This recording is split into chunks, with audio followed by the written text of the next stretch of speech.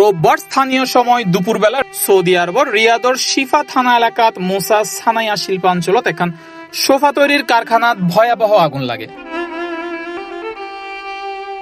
রিয়াদর বাংলাদেশ দূতাবাস এখন পর্যন্ত 16 বাংলাদেশের মৃত্যুর খবর নিশ্চিত করছে। নিহত সকলের মধ্যে নওগাঁর আত্রাই উপজেলার বাসিন্দাই আছে 11 থেকে 13 জন। এলওএনের সরকারি বিভিন্ন সূত্রে পার্থক্য আছে।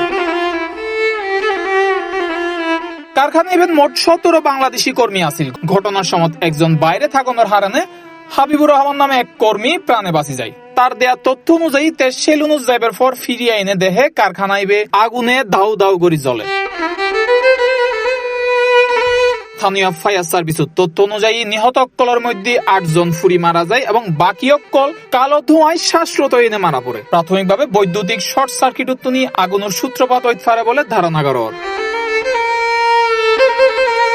নিহত অক্কলের মধ্যে নওগাঁ, নাটোর ও রাজশাহীর প্রবাসী বাংলাদেশি অক্কল আছে। এই ঘটনার গভীর শোক প্রকাশ করছে প্রবাসী কল্যাণ মন্ত্রণালয়। মরদেহ দ্রুত দেশত ফিরিয়ে আনন এবং পরিবার অক্কললৈ সরকারি সহায়তা ও ক্ষতিপূরণ নিশ্চিত করি বলে সংশ্লিষ্ট অক্কলের নির্দেশ দেওয়া হয়। নিহত অক্কলের পরিচয় নিশ্চিতকরণ ও আইনি প্রক্রিয়া সম্পন্ন করতে সৌদি কর্তৃপক্ষের সমন্বয় করিয়ে এনে হাজগড়ে রিয়াদ বাংলাদেশ দূতাবাস। International desk, C+ TV।